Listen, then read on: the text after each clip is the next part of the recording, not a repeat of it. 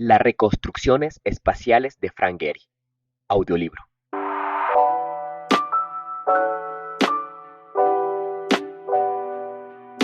Escrito de Rosemary Hack-Bleder, historiadora de la arquitectura, que publicó este texto originalmente en inglés en 1985. Nos explica por qué la arquitectura de Frank Gehry no puede catalogarse a la ligera de moderna o incluso de posmoderna. Su obra permanece ajena a tendencias y a la censura de todo lo hecho a medida. Nos explica las referencias artísticas de Gehry y compara sus exploraciones con el trabajo de arquitectos de diferentes estilos. Las reconstrucciones espaciales de Frank Gehry, por Rosemary Hack-Bleder. La arquitectura de Frank Gehry no puede catalogarse a la ligera de moderna o posmoderna. Su obra permanece ajena a la censura de lo hecho a medida. La apariencia indómita de muchos edificios suyos irrita a quienes admiran los diseños arquitectónicos sujetos a control. Por la articulación vigorosa de las formas que crea, merecería ser llamado el Frank Furnace del siglo XX.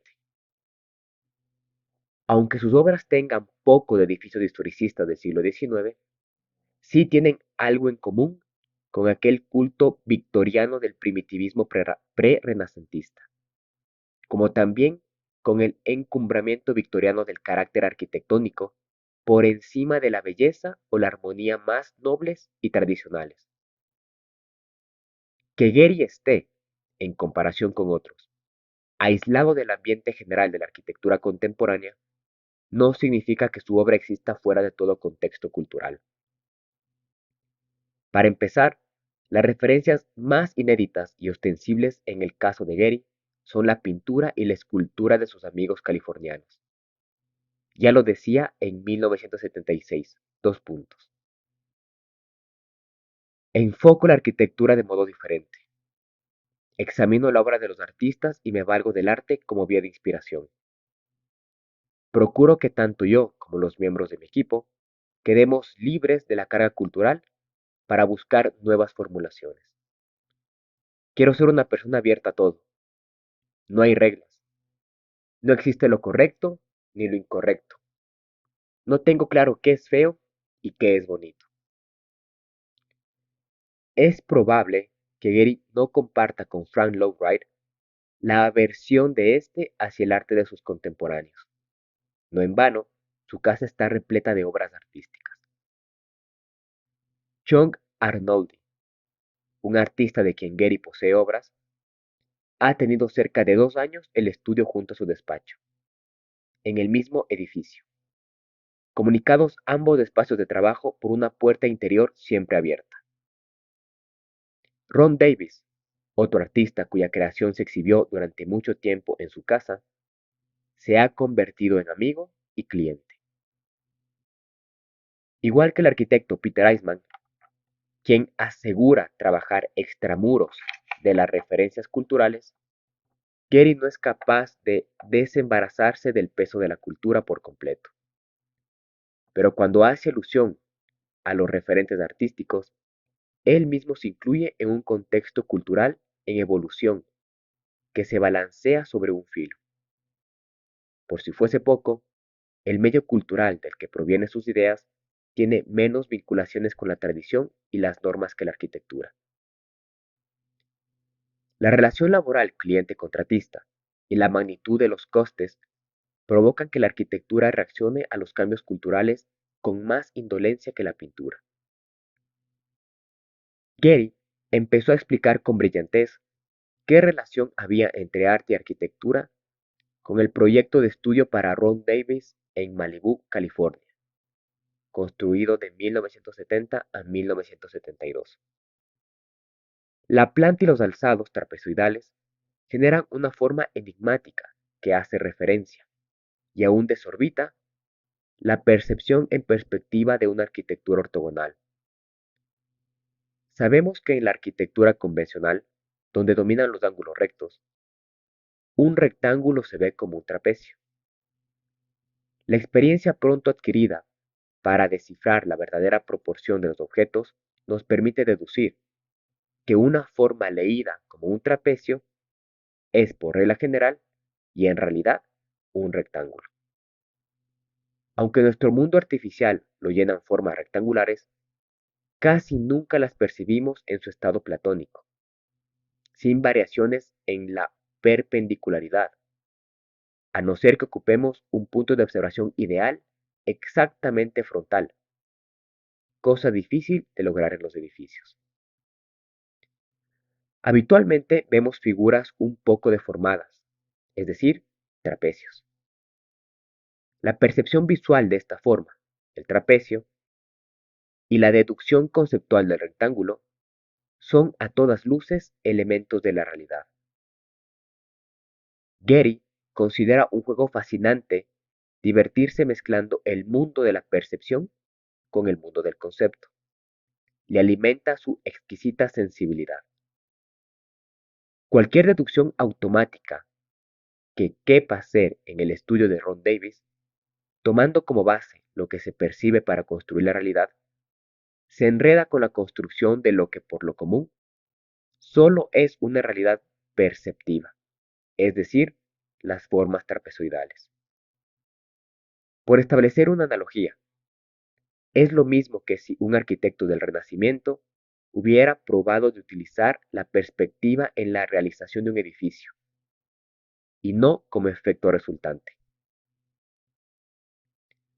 La importancia y significación del estudio de Ron Davis no es sólo la de constituir una formulación nueva de la representación en perspectiva, va más allá, porque abre amplias vías de diálogo con la obra creativa de Davis.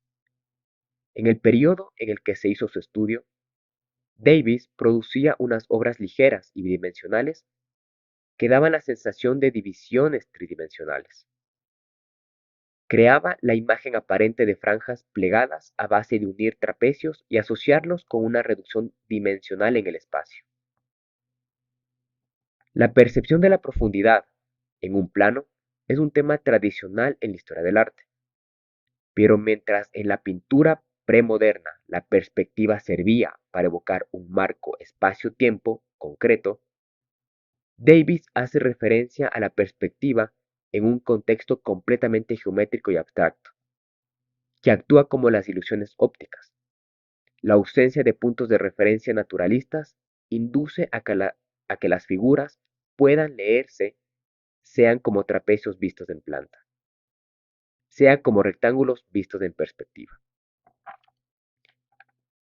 Getty dio un paso adelante en el sistema de ilusiones ópticas bidimensionales de Davis, entrando en el mundo del artístico espacial al imponer al objeto tridimensional una visión determinada en perspectiva. Esta formulación no tiene parecido alguno con la que vemos en escenografía, pues la perspectiva obligada en un decorado crea una ilusión de espacio naturalista. Con la manipulación de nuestras expectativas en el campo de la percepción, Getty consigue que un sencillo cobertizo contenga un índice muy alto de complejidad visual. La ambigüedad espacial que, en último lugar, se genera, no es escultórica en la acepción común del término. No puede compararse con las formas musculares de bulto redondo, casi expresionistas, de la capilla de Ronchamp de Le Corbusier. Los efectos espaciales corren en el estudio a cargo de superficies planas y de elementos pictóricos deformados, con la superposición de una operación perspectiva a un objeto material. Getty socavó los sistemas de conocimiento perceptivo y físico dentro de una experiencia esclarecedora y, en definitiva, contraria a la razón. A partir de las ilusiones bidimensionales abstractas, recreó un casi espacio. Tampoco encontramos puntos en común entre los cerramientos deformados de la obra de Getty, inspirada en un arte perceptivamente inconformista, y los muros convencionales planos. El diseño del estudio responde a la pintura de Davis, mucho antes de que se formalizara el encargo de la obra.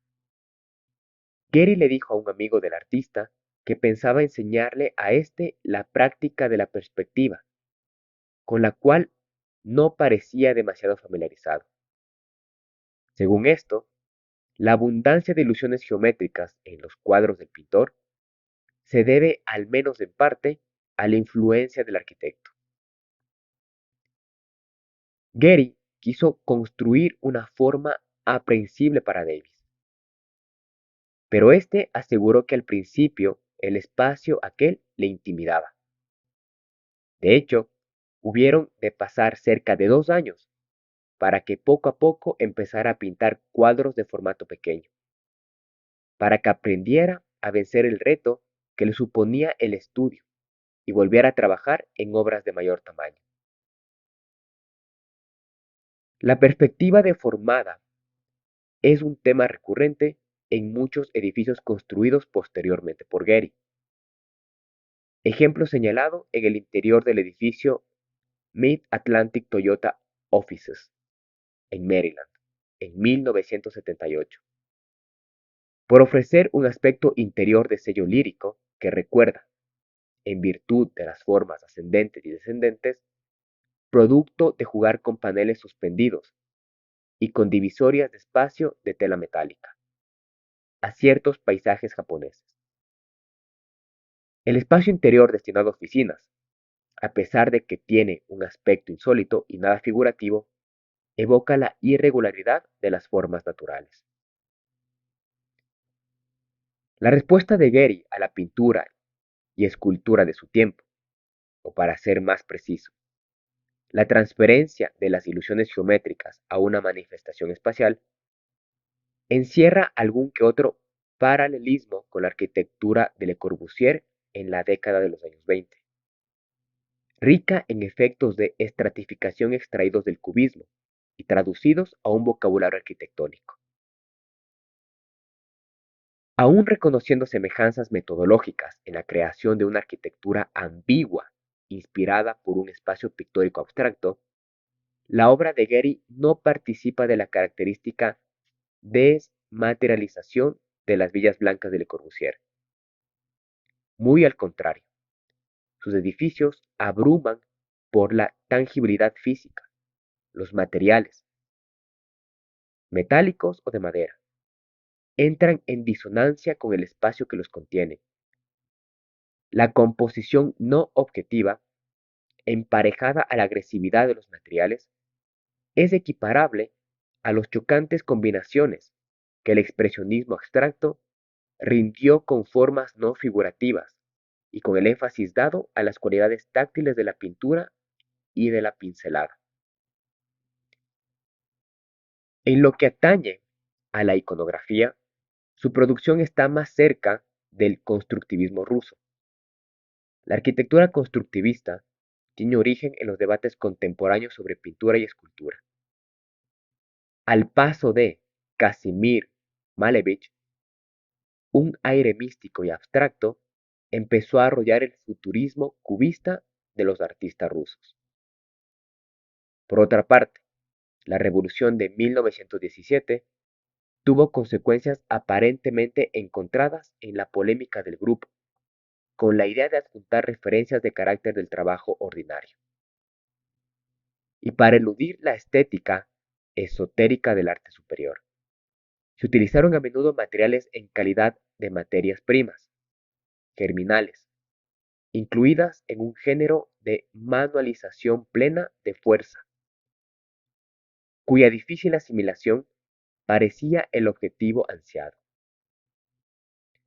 El monumento a la Tercera Internacional, 1919 a 1920, de Vladimir Tatlin, los kioscos de Alexander Rodchenko en los mismos años, o el Palacio del Soviet para la Exposición de Artes Decorativas en París, en 1925, de Konstantin Melnikov, son obras en las que aflora la contradicción de incluir la abstracción formal en la exterioridad natural de los materiales.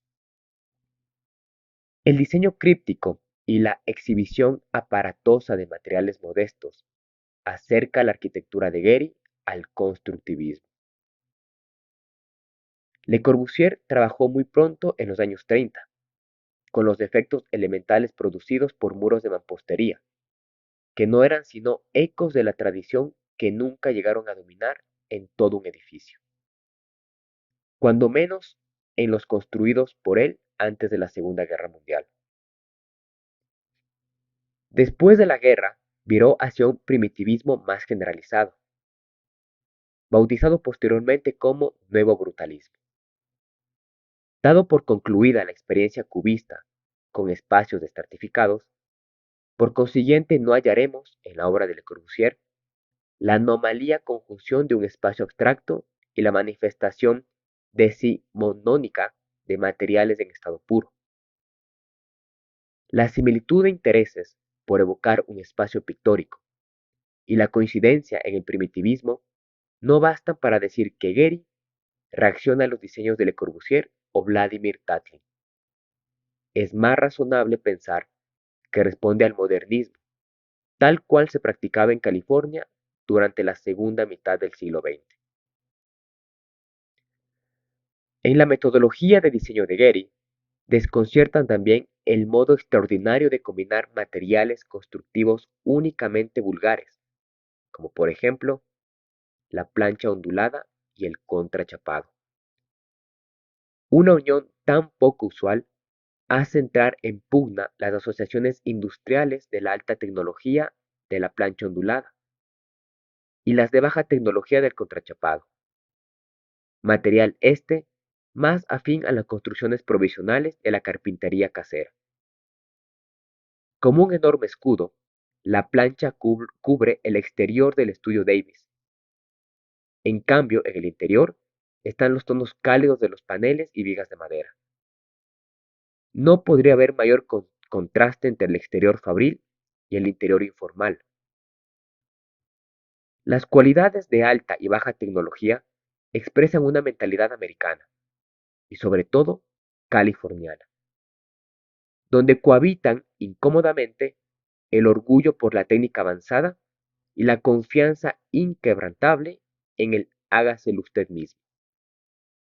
Sería difícil encontrar un edificio californiano de principios del siglo XX en el que la tradición artesanal y la tradición industrial se manifestaran tan claramente como en este, ya que si la casa Gamble en Pasadena de 1908 a 1909 de Charles y Henry Green es un objeto de fabricación manual, la casa von Sternberg en 1935 de Richard Neutra se asemeja a una máquina eficiente.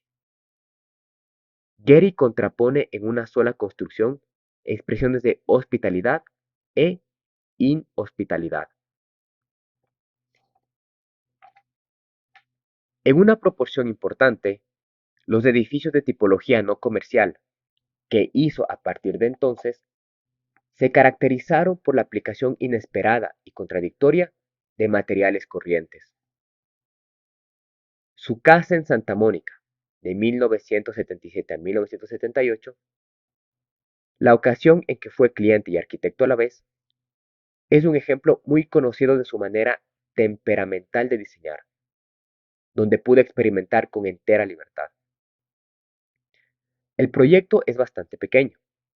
No obstante, las circunstancias concurrentes hicieron que expresara con claridad las metas propuestas. En este proyecto, el uso de la plancha metálica ondulada se sumó el de la tela metálica para definir zonas de exteriores. Ambos materiales se acostumbran a ver en zonas industriales y rodeando patios de viviendas, pero la tela metálica, más que la plancha, tiene implicaciones perturbadoras al no asegurar un cerramiento arquitectónico. Gehry la utilizó en la casa de Santa Mónica para crear una serie de pantallas transparentes en torno a la misma. La presunta fealdad de la tela metálica dio paso a la formación de una especie de tela de araña. La introducción de la tela metálica en las obras se hizo desde esta experiencia más generosa. Prueba de ello son el Cabrillo Marine Museum en San Pedro, California, en 1979, y el Centro Comercial Santa Monica Place en Santa Mónica de 1973 a 1980. Robert Irwin ha recurrido a la tela metálica revestida de plástico de color para definir espacios en esculturas ambientales, como Nine Spaces, Nine Trees en el Public Safety Building, Plaza de Seattle, y el Two Running Violet Five Forms en la University of California de San Diego. Llama la atención que ya en 1976, Getty propuso emplearla en una escultura transitable en Long Beach Park, que finalmente no se realizó. Después de ver el Santa Monica Place, Irwin acudió al despacho de Getty para estudiar los procedimientos del empleo de la tela metálica. Getty puntualiza que las piezas de tejido confeccionadas por Irving le habían impresionado antes de establecer este contacto. Aquellas se organizan de modo diferente, pero Getty insiste en que la tela metálica tiene las cualidades de un tejido. A la larga, cabe esperar que aprendamos a romper con asociaciones de este material a la fealdad industrial, igual que Le Corbusier nos obligó a reconsiderar nuestra respuesta al hormigón. Los vecinos ven la casa de Getty como algo extraño, que ha invadido una zona de bungalows sin pretensiones. Getty se quejó con estas palabras. Dos puntos. Me fastidia la conciencia de respetabilidad que impera en los barrios burgueses. Todo el mundo coloca frente a su casa la camioneta o la barca. Hay mucho lío de trastos, chatarra, coches y barcas. Pero mis vecinos me abordan para decirme, no me gusta su casa. A lo que respondo, ¿y qué me dice de la barca que tiene en el patio de atrás? Y de su camioneta.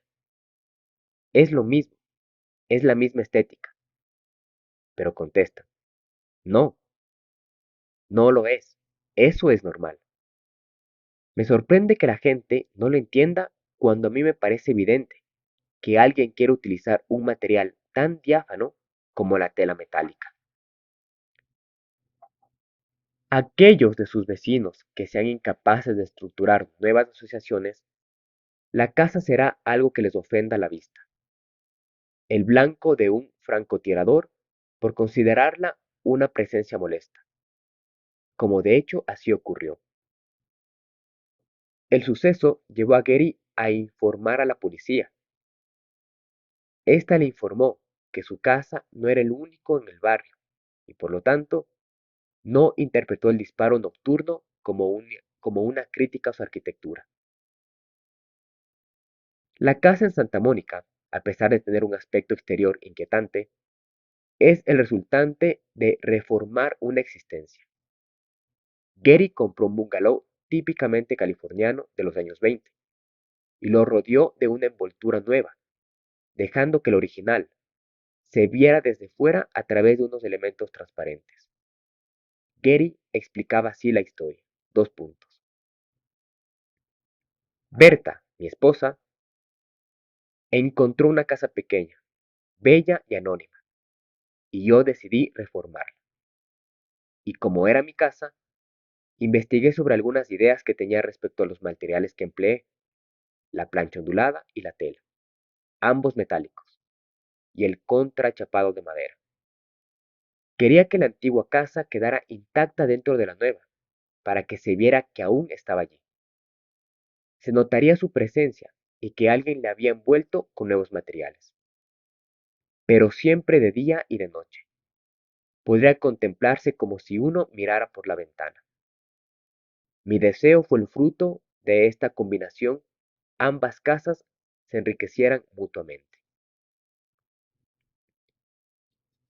La esquina y la parte central de la fachada norte de la casa están atravesadas por unos volúmenes cúbicos acristalados inclinados, que funcionan a modo de ventanas del comedor y la cocina. Estas formas dan la sensación de ser cristalizaciones minerales que perforan un escudo. Arriba, a la altura del ático, justo encima de la entrada, las pantallas de tela metálica ponen de manifiesto los tejados originales, que descansan dentro de la otra construcción. El diseño de Getty crea la imagen dual prevista, un palimpsesto en el que un observador puede leer, casi literalmente, por las formas de la nueva casa, la historia de la vieja. Así pues, tenemos una concepción moderna de las posibilidades historicistas, pero sin el eclecticismo, ocasionalmente nostálgico del postmodernismo. La superficie de plancha ondulada se extiende en un lateral más allá de los límites de la casa, formando una pantalla que se intercala entre la calle y el patio posterior. En la cara opuesta de la superficie se observa un revestimiento de contrachapado y unas riostras que aguantan toda la mampara en un esfuerzo para atribuir una sensación de provisionalidad al espacio privado de esparcimiento. La pared de la casa orientada a esta zona exterior presenta también la misma textura de madera sin pintar.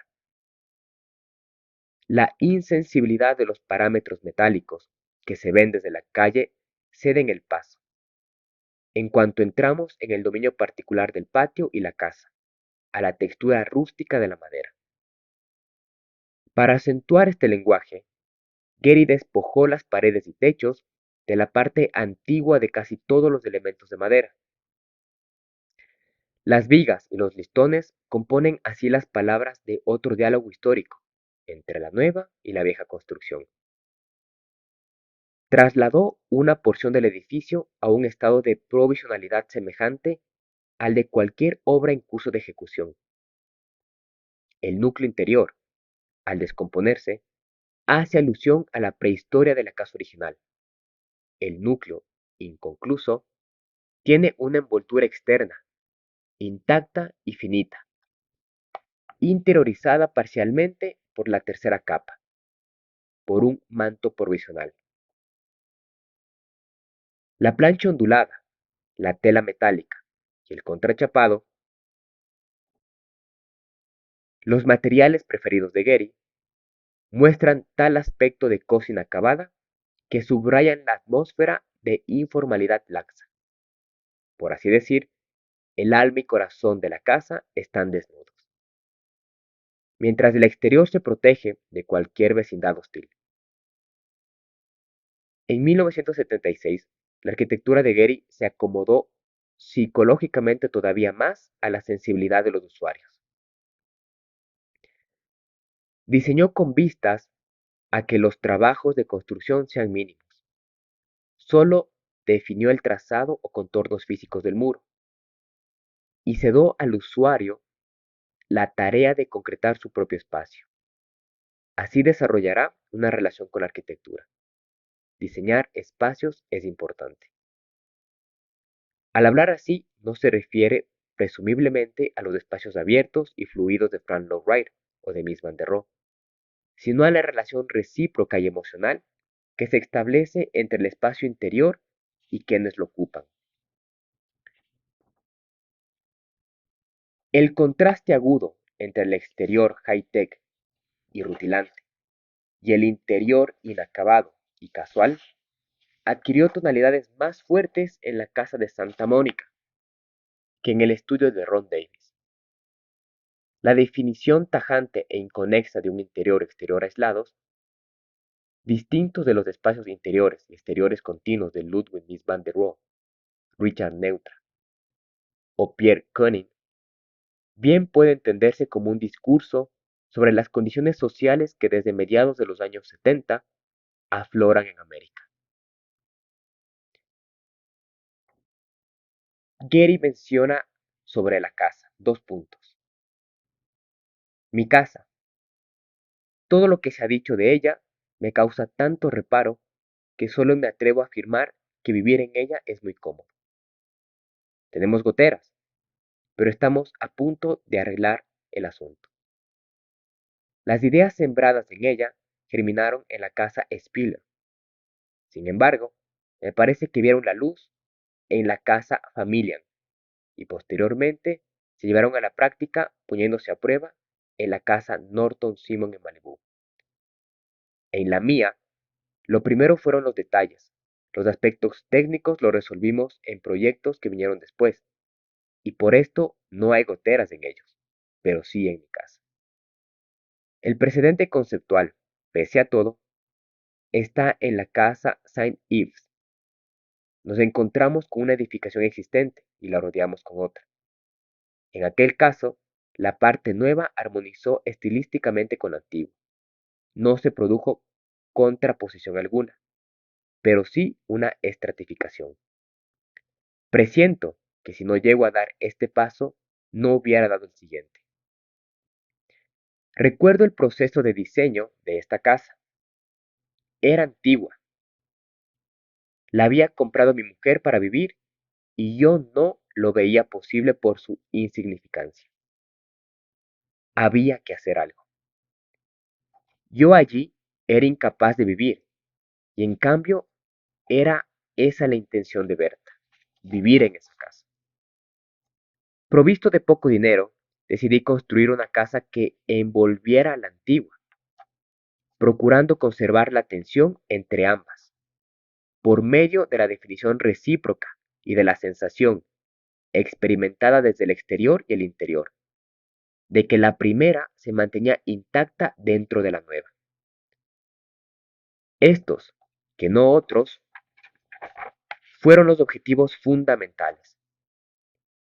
Proseguí la indagación sobre la maqueta, estudié la iluminación natural, los reflejos, cómo diferenciar los espacios y la estratificación de los mismos desde el exterior a un interior más oscuro.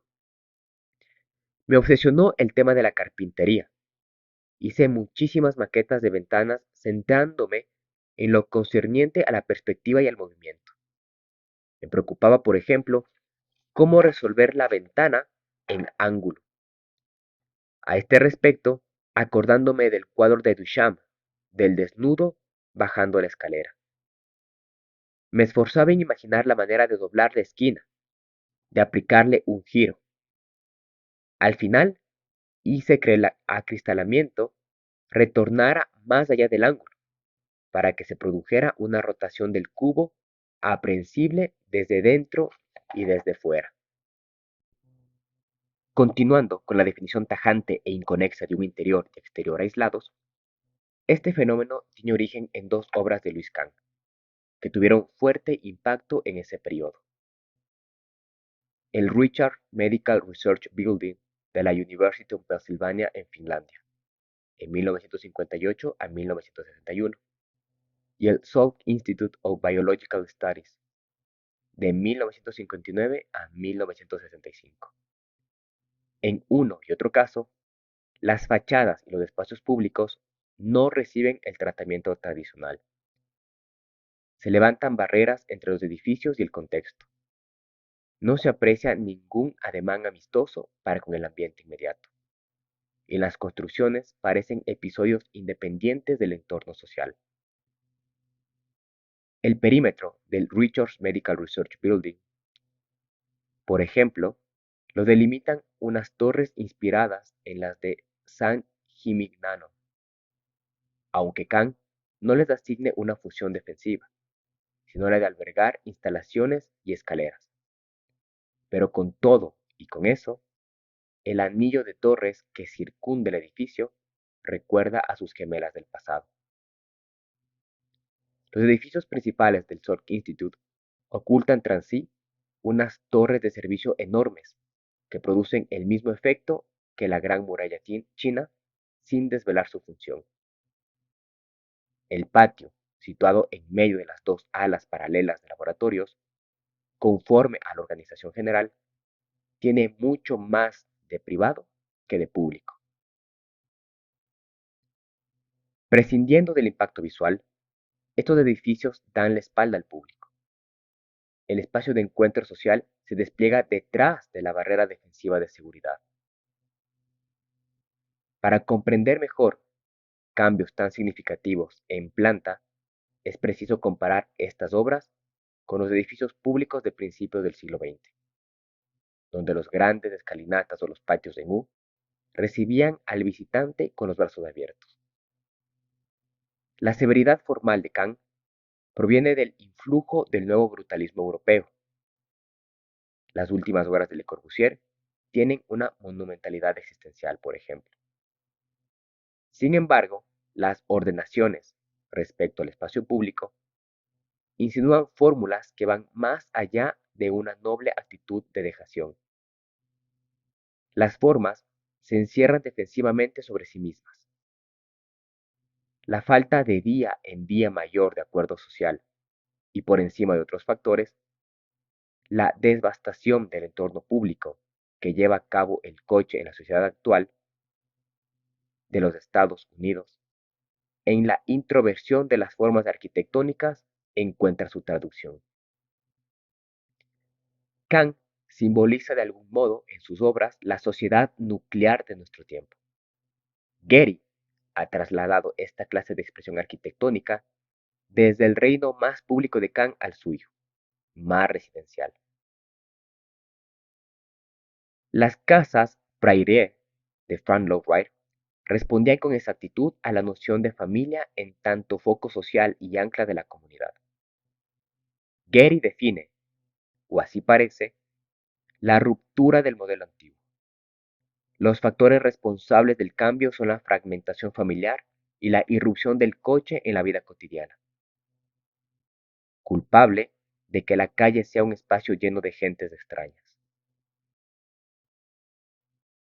Barbara Goldstein, al trazar el perfil de Gehry, vio su reacción al estado de inestabilidad y a la acción del coche como una expresión circunscrita a los ámbitos del contexto y de la región. Las imágenes de construcción y reconstrucción pueblan el sur de California. Desde la construcción de las avenidas comerciales en los centros urbanos a la de un sinnúmero de viviendas en Orange County, te tropiezas con obras de nueva planta o de derribo por todas partes. La zona es vecina a instalaciones industriales y militares cercadas por tela metálica. Los terremotos, los incendios y las inundaciones no coadyuvan a crear una sensación de permanencia. Y luego también está el coche.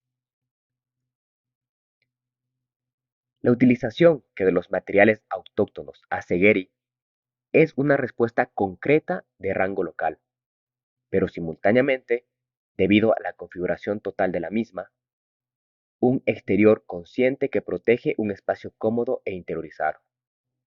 Trasciende cualquier regionalismo. Sus casas y edificios públicos difieren mucho de los de Kant. Este practica una monumentalidad que abruma. Gehry trabaja en tono menor. Comparte, no obstante, la opción de interiorizar el espacio público. Goldstein, hablando del Cabrillo Marine Museum de Gehry, señala dos puntos. Últimamente, tiende a provocar la explosión de los edificios.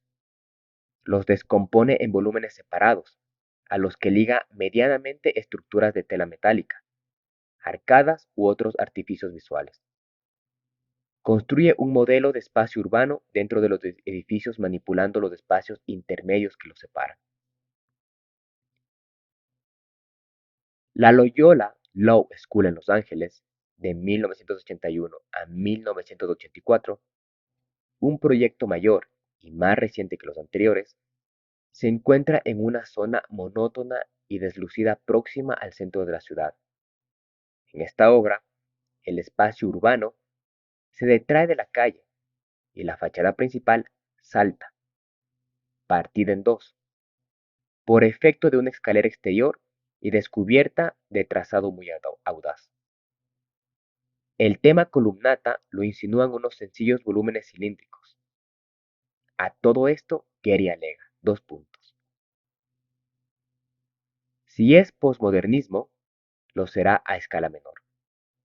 Será como fuere, lo hubiera hecho porque necesitaba algo que recordara los palacios de justicia, que se vinculara con el ejercicio de la abogacía y con la facultad de derecho.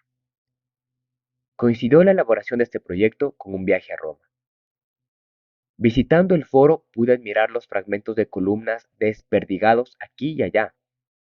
De vuelta, me rondaba la cabeza la idea de colocar columnas rotas en el suelo, pero temí que no fuera bien recibido, y todo lo que hice fue un escenario para la Facultad de Derecho.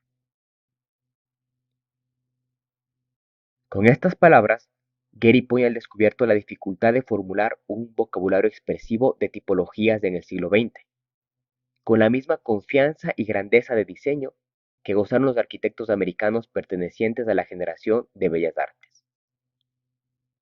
En ademán cargado de ironía, no convierte al observador en cómplice. Antes bien, lo distancia en reciprocidad a que el espacio público de la institución no es un espacio urbano, en la aceptación tradicional, mas sí autónomo. Aparece otra afinidad con la obra tardía de Kang, el interés por la iconografía de los restos del pasado. La inclusión de unas cuantas columnas abatidas sobre el terreno de haber superado el gusto conservador de los clientes, hubiese materializado el concepto de transitoriedad en un contexto institucional. Si las columnas enhiestas connotaban la reverenciable historia de Occidente, tumbadas por tierra, en poco hubieran diferido de la tela metálica y del contrachapado de madera tan caros a Gehry. Las ruinas son una metáfora romántica y piranesiana del transcurrir del tiempo, equivalente a las actuales imágenes que representan la transitoriedad. La propensión a explosionar los edificios, a descomponerlos en volúmenes sueltos, apunta el uso de un procedimiento formalista que Gehry describe así: dos puntos. Deriva de la casa para un cineasta, de mi casa, y de otras más en las que experimenté, como en un campo de pruebas, la descomposición en objetos aislados, provistos de identidades segregadas, de una estética exclusiva. Aproveché la riqueza de las partes para hacer un conjunto, a semejanza de cómo se forman nuestras ciudades. Si miramos una ciudad, solo unos cuantos fragmentos de la misma merecen calificarse de muy buenos. El fraccionamiento de elementos separados de lo que pudiera haber sido una masa única en una modalidad de miniaturización que comporta la ampliación de las casas, la aparición de un asentamiento social, Gehry crea, allá donde no existe, una agregación comunitaria aparente, poniendo mucho empeño en no ser excesivamente literal. En el curso de una entrevista para Art in America, Gehry, a preguntas de Martin Filler sobre una visión preliminar de la casa en Santa Mónica, declaró: dos puntos. La varié, la cambié, porque se parecía demasiado a un pueblo y quería que la construcción no recordara a un conglomerado de construcciones. Deseaba darles clases distintas de objetividad. Los artistas del siglo XIX se consagraron a representar la naturaleza con todo detalle, conscientes de la amenaza que la industrialización significaba para ella. Pues bien, en el enmascaramiento de los edificios de Gehry, para que asemejen pueblos de Potemkin, podría verse un gesto protector frente a la agresión de un entorno urbano disperso. Algunos ejemplos característicos de esta composición fragmentada son la residencia Wosk en Beverly Hills, de 1982, la casa para huéspedes Winton, en Minnesota, de 1983, la Loyola Law School y el California Aerospace Museum en Los Ángeles, de 1982. Charles Moore es otro arquitecto sensible a la urgencia de crear un locus, de inducir un sentido del lugar que se contraponga a la laxitud del entorno urbano y suburbano. Su casa en Orinda, California, en 1962, contiene en el interior dos doseles similares a baldaquinos, cuya finalidad es producir la sensación de intimidad en los confines de un espacio interno abierto. En el Sea Ranch Condominium, en California, de 1963, con la agrupación de las viviendas en torno al patio abierto, Charles Moore persiguió sugerir un pueblo pequeño a la usanza del centro urbano de Seinäjoki en Finlandia, construido por Alvar Aalto en 1950. El baldaquino de su propia casa define una zona de estar protegida dentro de un espacio a doble altura con frecuencia. Moore menciona los baldaquinos y otras formas arquitectónicas miniaturizadas en tanto edículos o demarcadores de espacios sagrados en contextos tanto religiosos como residenciales. Ya que la familia es incapaz de facilitar un foco real de emotividad, corresponde a la arquitectura crear la imagen de un puerto seguro, donde Moore reacciona normalmente subdividiendo el espacio interior. Getty fragmenta las formas con mayor esmero. Sin embargo, en las últimas obras de este, y específicamente en aquellas en que se llevó el método a la práctica, la disyunción entre el tratamiento metálico del exterior y el interior de madera no se explicita de manera tan detonante como en el estudio de Ron Davis o en la casa de Santa Mónica. El fraccionamiento de la masa del edificio se ha convertido, o así da la sensación, en un sustitutivo de la composición de los primeros proyectos, basada en el binomio cáscara dura-núcleo blando.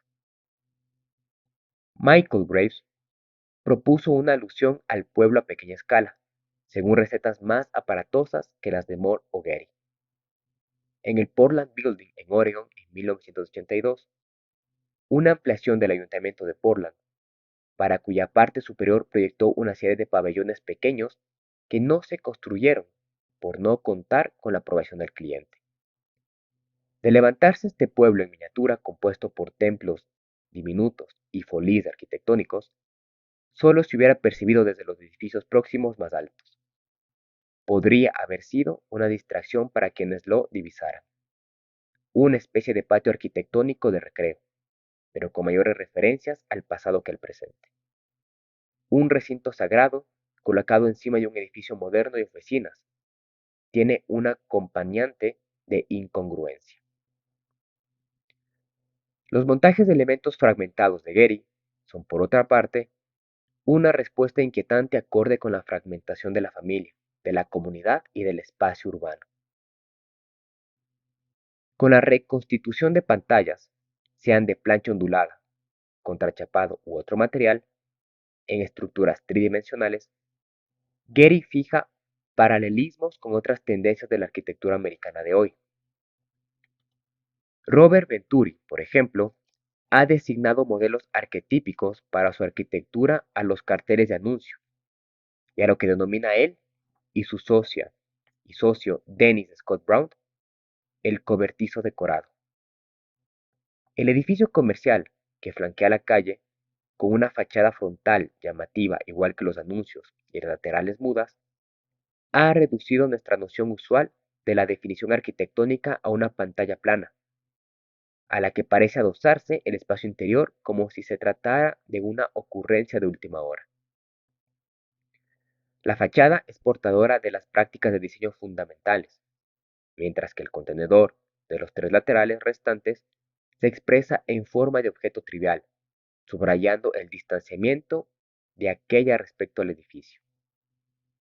Charles Moore consigue efectos comparables en algunas de sus obras mayores con ayuda de recursos más teatrales y escenográficos.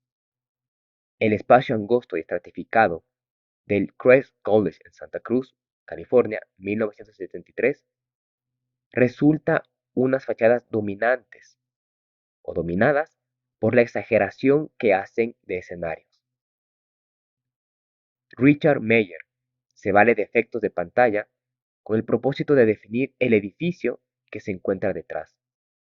El espacio así obtenido en el exterior no se hace corpóreo en virtud de unos muros gruesos o de unas aberturas profundas. Se manifiesta atrapado en el canal estrecho que discurre entre la pantalla y el edificio. Son demostrativos de esta estrategia el Hartford Seminary en Connecticut, 1978, y el Museum of Decorative Arts en Frankfurt. Las casas abstrusas de Peter Eisman, equiparables a construcciones mentales, poseen un espacio arquitectónico compuesto de rasgaduras densas y complejamente entretejidas. El concepto de muro contenedor que rodea el espacio interior experimenta un cambio radical en algunos proyectos abstractos de John Hejduk. El espacio se remarca mediante un muro gigantesco, una suerte de estela ritual, al que se adosan las habitaciones igual que elementos aislados. Ni modernos ni posmodernos acostumbran hoy a echar mano de la antigua noción barroca del Raum, como tampoco de los espacios interiores fluidos y continuos que preconizó el movimiento moderno. Los estratos comprimidos, a diferencia del espacio barroco pródigo por sí mismo, sugieren el apartamiento de nuestro entorno natural para entrar en un espacio susceptible de ser tan enardecedor como generador de tensiones. El crítico Kenneth Frampton concedió a la arquitectura de Gehry los atributos de subversiva, antiarquitectura. Ciertamente lo es si tomamos como unidad de medida la arquitectura de tiempo atrás, pero conviene indicar que cada época debe redefinir los conceptos de expresión y de espacio arquitectónico. Las formas suaves del Art Nouveau son también subversivas y antiarquitectónicas, si escogemos como norma el clasicismo de bellas artes. Los espacios contenidos entre las paredes delgadas típicas del International Style pueden desconcertarnos por igual motivo en caso de compararlos con los exteriores escultóricos macizos del barroco.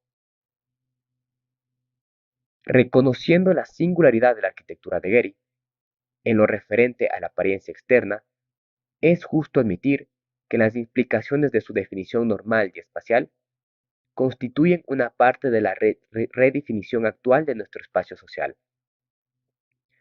La sensación de apartamiento del dominio público se refuerza con el tratamiento metálico que protege los exteriores y con la fragmentación de la masa, con la interiorización del espacio público y el uso de pantallas en alusión a las perspectivas forzadas, pero que de hecho se inspiran en el arte abstracto y, en segundo término, en las ilusiones visuales de la escenografía. Gehry no está muy de acuerdo con esta apreciación, porque la respuesta que da a las cuestiones arquitectónicas siempre son de tono menor, nunca teóricas.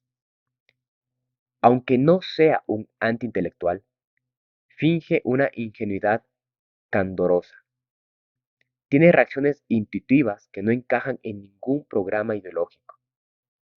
En la justificación de la fragmentación espacial de la Loyola Law School, abordó temas del contexto urbano muy amplios, pero cuando comentó el procedimiento de diseño, por demás análogo al precedente que utilizó en la casa Norton en Venice, California, se inclinó por una explicación marcadamente pragmática, y así lo expuso. Dos puntos. Sobre todo, me agrada descomponer el proyecto en cuantas partes sea posible. Una casa, en vez de ser una sola cosa, es 10 cosas. Favorece la implicación del cliente, porque se le puede decir, para que componga su casa, le doy 10 imágenes que podrá relacionar con toda clase de cosas simbólicas, con aquellas ideas que prefiera, con los sitios que le gustaron, con aquellos pedazos grandes o minúsculos de su vida que desee rememorar. Pienso con miras a implicar al cliente. El azar fuera de toda norma que parece haber en los diseños de Gehry dimana, en primer lugar, de la respuesta inmediata a las texturas, a los materiales y al contexto. No ha caído en planteamientos arquitectónicos aptos para recogerse en formulaciones gracias a la curiosidad que siente por el arte actual y a las colaboraciones con los artistas Richard Neutra, Klaas Oldenburg. Reúne y monta materiales encontrados de forma similar a como Antoni Gaudí experimentaba con ladrillo, con platos rotos y con virutas metálicas. Gehry además imprime forma a las sombras que se mueven furtivas bajo la superficie de nuestra cultura. El interés que muestra por atribuir valores mnemotécnicos y simbólicos a los elementos de un diseño indica la necesidad de disponer de una expresión en mutación constante, igual que la Meersbau de Kurt S. Winters. La Meersbau se inició aproximadamente en 1923, a partir de un pequeño experimento escultórico realizado en un espacio interior cavernoso, prolongándose durante 10 años más. Aquella loca escultura tomaba formas nuevas sin cesar, y el artista, a la luz del Dada y del expresionismo, creó un espacio que ni se acababa, ni se podía medir. Creó la primera escultura habitable. La escultura de este artista se desarrolló en sentido centrífugo hasta absorber la casa antigua. Gehry actúa en sentido centrípeto, desde fuera, y encierra en una cáscara nueva el bungalow original de su casa en Santa Mónica. Descompone y reconstruye el espacio. Ambos procesos coexisten en un estado de tensión. Si no es ni moderna ni posmoderna, cabe nombrarle el primer constructivista sintético. La relación entre las ilusiones abstractas en perspectiva y la arquitectura tridimensional produce una paradoja. El artificio del pintor se torna en edificio arquitectónico cargado de significación.